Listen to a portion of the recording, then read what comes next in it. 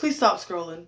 My name is Tiana Hatton. I'm 34 years old. I live in Effingham County, Georgia, which is on the outskirts of Savannah, Georgia. When I was 17 years old, I was wrongly arrested attending Savannah Technical College, going for my high school diploma in the Gateway to College program for young mothers. My counselor at the high school recommended this program to me because it would work good for me, being that I had a 2-year-old daughter and my mother just got diagnosed with cancer. I was excited and I accepted the offer because I really did need that flexibility, and it was something that would help me get through so I could still graduate with my high school diploma. I had just got put on probation for some family issues I was having at home, and I was doing everything I could to walk on eggshells so I didn't get in trouble. And all I wanted was to get through this probation because I knew I had a bright future ahead of me, and I was determined to get done with school so I can do what I can to provide for me and my daughter.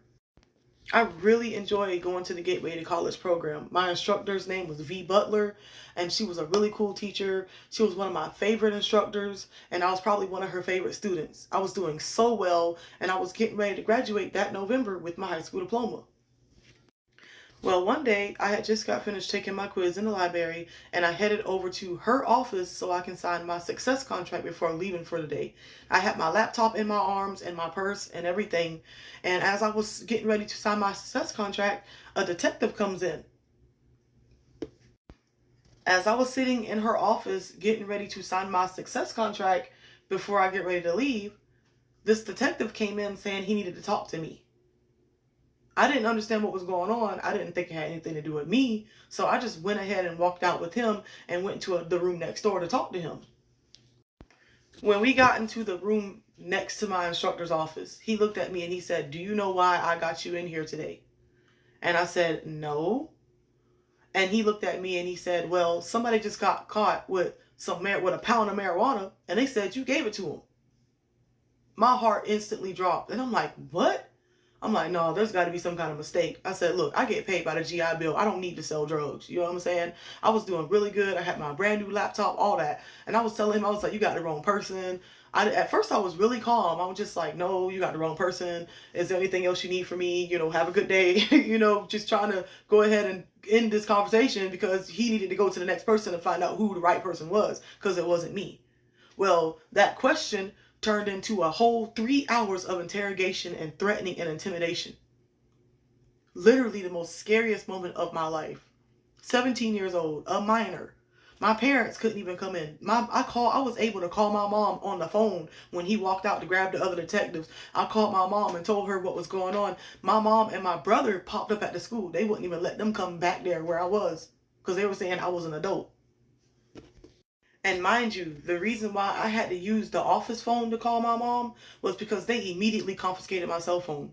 So I couldn't even record what was going on or nothing, and I didn't even think to be like, let me try to record. But they took my phone as soon as I went in there. So I was automatically confined. They automatically detained me with no evidence, no proof, no nothing. Okay? Next thing I know, I'm starting to get a little bit more worried because now I'm just like, okay, this is serious. They're not listening to me. I'm telling them I don't know what's going on. I mean, I felt like that should be enough. You know what I'm saying? I don't have no money on me, no drugs on me. I don't smoke weed. I was on probation. I couldn't be around that. You know what I'm saying? So no matter what I said, it didn't matter. I started to freak out. Soon as I started to freak out and start breaking down, Jeremy Scott told the other detectives to leave the room, and it was just me and him in there. So he came up to me and he was sitting in a chair. He rolled up to me in a chair and he patted my hand and was trying to calm me down. And he sounded kind of genuine at first, but then he switched up on me really quick. And then he got up and he walked over to a big bag that had a whole bag of weed in it. I don't even know. It was more than a pound in that bag. Okay, so he took a piece of the weed, he broke it off, pieces of weed was dropping on the floor at the college. I literally watched this. He smelled it, smiled at me, and told me he could take the weed and put it in my purse and take it to my probation officer, and I'll be up the creek without a paddle, and I'll tell me what I want to hear.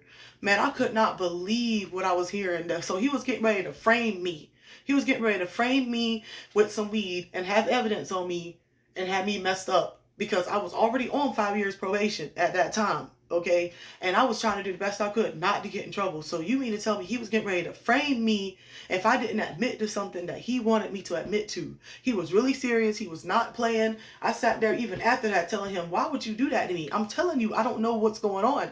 Listen, my adult mind looking back now, I wish I would have sat there and just said, do it. Just put it in my purse. But you know what? With this town I live in, that wouldn't have worked. I would have been gone.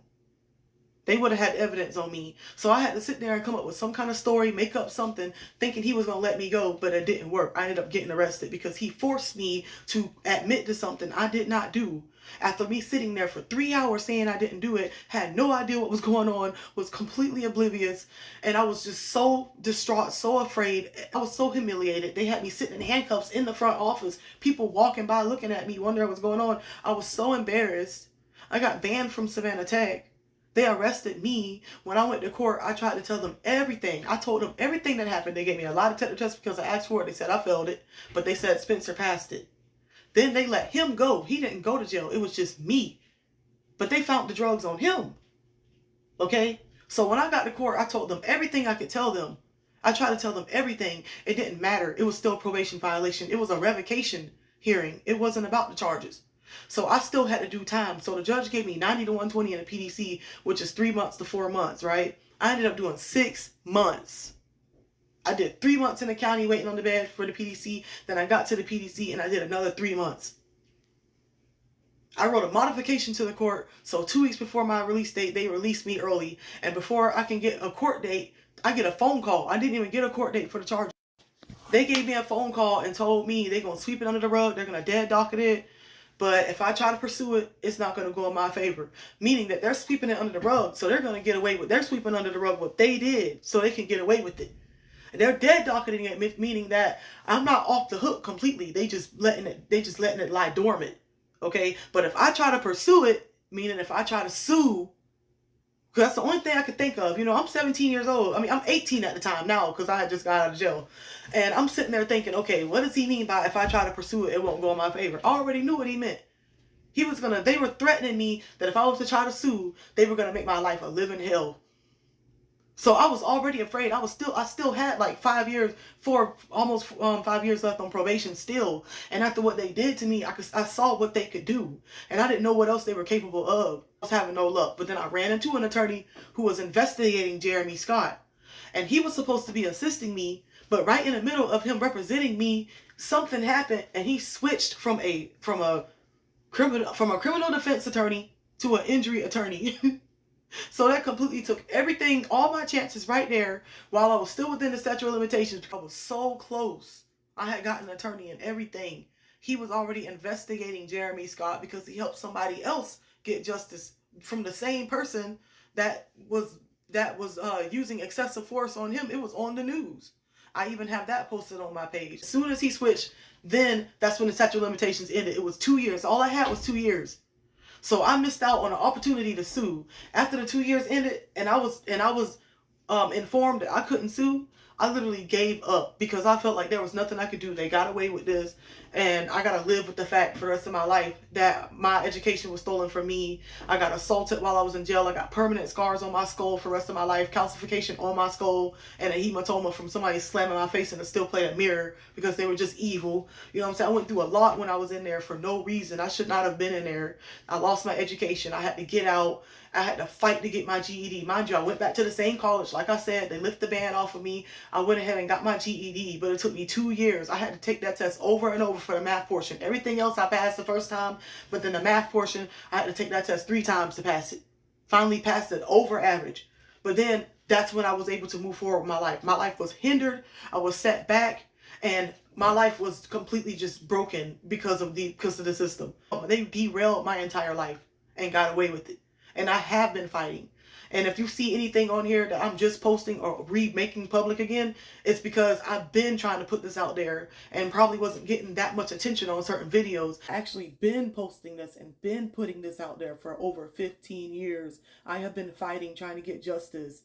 So if you look at the video that's on my page from YouTube, you can see that it was dated 9 years ago, which means I have been fighting to get justice. I didn't just start trying to get justice. I didn't just start putting this out there.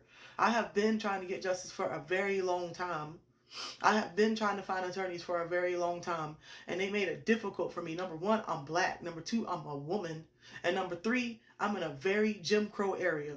So just think about that. You know what I mean? I have been trying for over 15 years to get justice for this. And I got proof and everything. And it really does. It really does traumatize me. I am literally suffering. I have been through over a decade of pain and suffering because of this. But yet they bring me to justice when I do something wrong. You know what I'm saying? Or if I get in trouble for something, I'm going to jail or whatever. They make sure I pay the consequences when I do something wrong. You know what I'm saying? But I've never been in no kind of real trouble ever in my life. You know what I mean? But trust me, they will bring you to justice if it's you. If it's something you did, you will go to jail. Even if it's something stupid, even if it's something bogus, you know? So I have been through so much, and my goal is just to get this out. And I know there's going to be people that's going to say, oh, why are you just saying something now? I have been saying something. If I was just saying something now, trust me, I wouldn't have a video from 9 years ago. Statute limitation is only 2 years in Georgia for wrongful arrest, which, mind you, I feel like it shouldn't be a statute of limitation when it's wrongful arrest because it's wrong. There's no statute of limitations for rape, and there's no statute of limitations for murder. You know, and I'm hoping I get justice for this, and I will be trying to figure out how to make a documentary and a movie about what happened to me. There's already a movie that I posted on my page that's exactly what happened to me, and she looks almost like me at the time when it happened to me. So I'm just putting this out there because I really feel the need to, and that movie is what made me want to start coming back out about it. Like, whoever cares to look at this video, I need you to please look at this video. I need you to like and comment and follow me. And if there's anyone else who's been through this, just know you're not by yourself, because I went through it and I'm still fighting. And if you ever get wrongly arrested, don't ever give up, and you make sure you get as much evidence as you can, because that video that I have on my page, that's all the evidence I need to open this case back up. It was dead docketed, so I can reopen it. It was not dismissed or nothing. It's still